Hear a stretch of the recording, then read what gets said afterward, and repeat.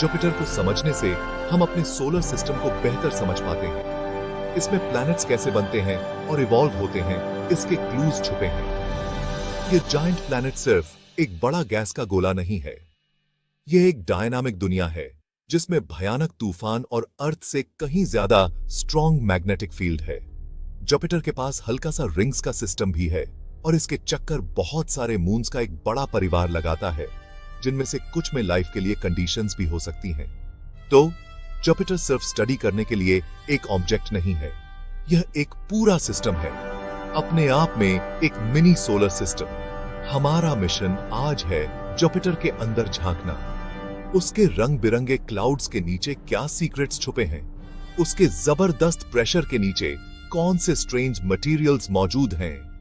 Scientists इन सवालों के जवाब ढूंढने के लिए पावरफुल टेलीस्कोप्स और रोबोटिक स्पेसक्राफ्ट का इस्तेमाल करके कड़ी मेहनत कर रहे हैं। जूनो जैसे मिशंस अभी जुपिटर के चक्कर लगा रहे हैं और अमेजिंग डेटा भेज रहे हैं। हमारे साथ जुड़िए जब हम इस राजा की छुपी हुई सच्चाइयों का पता लगाते हैं।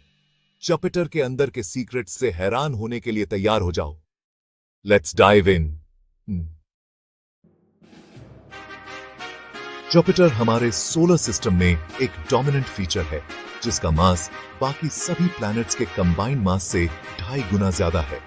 यह इनक्रेडिबल मास इसे जबरदस्त ग्रेविटेशनल पावर देता है, जो एक कॉस्मिक वैक्यूम क्लीनर की तरह काम करता है। ये स्टेरॉइड्स और कॉमेट्स को खींच लेता है और अर्थ को बहुत से पोटेंशियल इंपैक्ट्स से बचाता है। जब आप जुपिटर को टेलीस्कोप से देखते हैं तो यह व्हाइट, ऑरेंज, ब्राउन और येलो रंग के क्लाउड्स के बैंड्स के साथ बहुत स्टनिंग लगता है। आपको ग्रेट रेड स्पॉट भी दिख सकता है, एक जायंट स्टॉर्म जो अर्थ से भी बड़ा है और सैकड़ों सालों से चल रहा है। जुपिटर को ऑब्जर्व करना एक सेलेस्टियल वेदर रिपोर्ट देखने जैसा है, जिसके पैटर्न्स हमेशा बदलते रहते हैं। जुपिटर एक्सट्रीम कंडीशंस के लिए एक नेचुरल लेबोरेटरी है, जहां प्रेशर और टेम्परेचर अर्थ पर क्रिएट किए जा सकने वाले किसी भी चीज से बहुत ज्यादा है।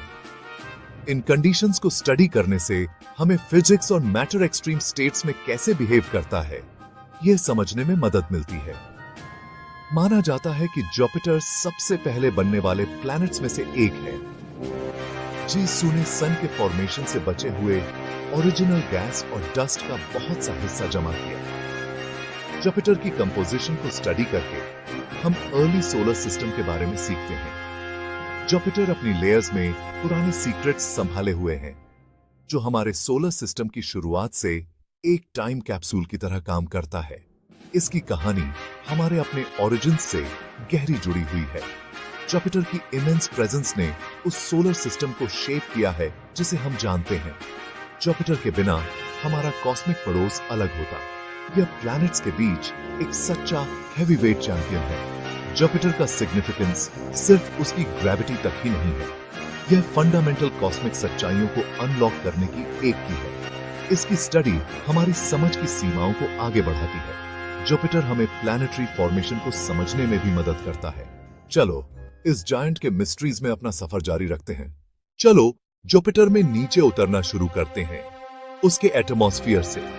जो हमें जुपिटर की सरफेस के रूप में दिखता है, वह असल में उसके क्लाउड टॉप्स हैं। जुपिटर का आउटर एटमॉस्फेयर बहुत तूफानी जगह है, जहां हवाएं इनक्रेडिबल स्पीड से चलती हैं। जायंट स्टॉर्म्स जैसे ग्रेट रेड स्पॉट कॉमन है।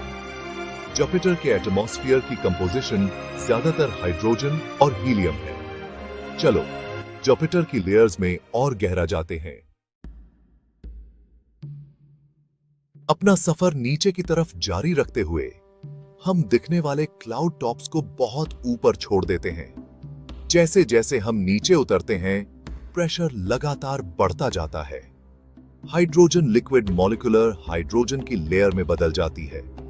यहां टेम्परेचर हजारों डिग्री सेल्सियस तक पहुंच जाता है।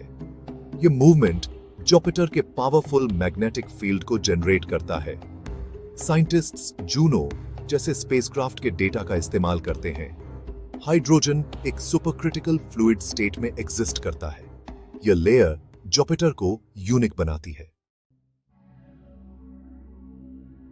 हम अब जुपिटर के अंदर एक एक्स्ट्रा ऑर्डिनरी रीजन में पहुंच गए हैं, जहां प्रेशर अर्थ के एटमॉस्फेरिक प्रेशर से लाखों गुना ज्यादा है और टेम्परेचर हजारों डिग्री सेल्सियस है। इन एक्सट्रीम कंडीशंस के तहत हाइड्रोजन एक लिक्विड मेटल में बदल जाता है, जिसे मेटालिक हाइड्रोजन कहते हैं। इस स्टेट में हाइड्रोजन एटम्स अपने इलेक्ट्रॉन्स खो देते हैं, जिससे हाइड्रोजन इलेक्ट्रिकली कंडक्टिव बन जाता है। यह लेयर बहुत विशाल है, जुपिटर के इंटीरियर का ज्यादातर हिस्सा बनाती है। मेटालिक हाइड्रोजन के एग्जिस्टेंस का अनुमान कई दशकों पहले लगाया गया था, लेकिन इसे अर्थ पर लैब में बनाना बहुत ही मुश्किल है। जुपिटर हमारे सोलर सिस्टम में इकलौती जगह है जहां यह बड़ी मात्रा में मौजूद है। मेटालिक हाइड्रोजन की यह लेयर जुपिटर के लिए बहुत जरूरी है। माना जाता है कि यह उसके पावरफुल मैग्नेटिक फील्ड का मेन सोर्स है। जुपिटर का रैपिड रोटेशन इस कंडक्टिव लेयर के साथ मिलकर एक डायनामो इफेक्ट बनाता है, अर्थ के कोर जैसा। लेकिन जुपिटर का मैग्नेटिक फील्ड लगभग 20,000 गुना ज्यादा स्ट्रॉन्ग है। यह प्लैनेट के चारों तरफ एक ह्यूज मैग्नेटोस्फीयर बनाता है। यह मेटालिक हाइड्रोजन ओशन स्टैटिक नहीं है। माना जाता है कि यह कन्वेक्ट कर रहा है। लिक्विड मेटल की करंट्स बहुत ज्यादा इलेक्ट्रिकल एनर्जी ले जाती हैं। मेटालिक हाइड्रोजन की प्रॉपर्टीज पर अभी भी रिसर्च चल रही है। स्पेसक्राफ्ट जैसे जूनो जुपिटर के मैग्नेटिक फील्ड को प्रिसाइजली मेजर करते हैं, जिससे साइंटिस्ट्स को प्लैनेट के डीप इंटीरियर स्ट्रक्चर के अपने मॉडल्स को रिफाइन करने में मदद मिलती है। मेटालिक हाइड्रोजन की लेयर के नीचे चीजें और भी धुंधली हो जाती हैं। क्या मेटालिक हाइड्रोजन बिल्कुल सेंटर तक जाता है या यह किसी और चीज में बदल जाता है? कुछ थ्योरीज सजेस्ट करती हैं कि इस रीजन में हीलियम बरस सकता है, ड्रॉपलेट्स बनाकर प्लैनेट में और गहरा गिर सकता है। यह helium rain gravitational energy release कर सकती है, जो जुपिटर की इंटरनल हीट में कंट्रीब्यूट करेगी। इस डीप इंटीरियर की फिजिक्स सचमुच फैसिनेटिंग है। चलो एक्सप्लोर करते हैं कि जुपिटर के हार्ट में क्या है। हम अब जुपिटर के बिल्कुल सेंटर के पास पहुंच रहे हैं, इस जायंट प्लैनेट का सबसे मिस्टीरियस हिस्सा। नासा के जूनो मिशन के डेटा से पता चलता है कि जुपिटर का कोर शायद छोटा और डिस्टिंक्ट न हो, बल्कि यह फजी या डाइल्यूट हो सकता है। एक थ्योरी सजेस्ट करती है कि जुपिटर की अर्ली हिस्ट्री में एक जायंट इंपैक्ट हुआ था, एक दूसरे बड़े प्लैनेटरी बॉडी के साथ एक मैसिव कोलिजन। जुपिटर के कोर को समझने की क्वेस्ट जारी है। जुपिटर में बहुत से मार्वल्स हैं, जिनमें सबसे फेमस है ग्रेट रेड स्पॉट। यह जाइगैंटिक स्टॉर्म प्लैनेट अर्थ से भी चौड़ा है और कम से कम 350 सालों से ऑब्जर्व किया जा रहा है। इसके किनारों पर हवाएं 400 किलोमीटर पर आवर से भी ज्यादा तक पहुंच सकती हैं। जुपिटर हमारे सोलर सिस्टम में मून्स का भी राजा है, कम से कम 95 नोन मून्स के साथ। 4 सबसे बड़े मून्स को गैलीलियन मून्स कहा जाता है: आयो, यूरोपा, गैनीमेड और कैलिस्टो। जुपिटर के मार्वल्स सचमुच डाइवर्स और ऑन इंस्पायरिंग हैं। Let's now explore more Jovian marvels, its size, rings and auroras. Stay tuned. Jupiter का डायमीटर अर्थ से लगभग 11 गुना ज्यादा है। जुपिटर के अंदर 1321 अर्थ्स फिट हो सकते थे। जुपिटर बहुत तेजी से रोटेट करता है, एक दिन अर्थ के 10 घंटे से भी कम का होता है। यह रैपिड रोटेशन प्लैनेट को उसके इक्वेटर पर खुला देता है और पोल्स पर चपटा कर देता है। जुपिटर के पास सोलर सिस्टम में सबसे पावरफुल ऑरोराज हैं, अर्थ के नॉर्दर्न और सदर्न लाइट्स जैसे। ये ऑरोराज डे जुपिटर के नॉर्थ और साउथ पोल्स पर होते हैं। जुपिटर के मार्वल्स सचमुच डाइवर्स और ऑन इंस्पायरिंग हैं।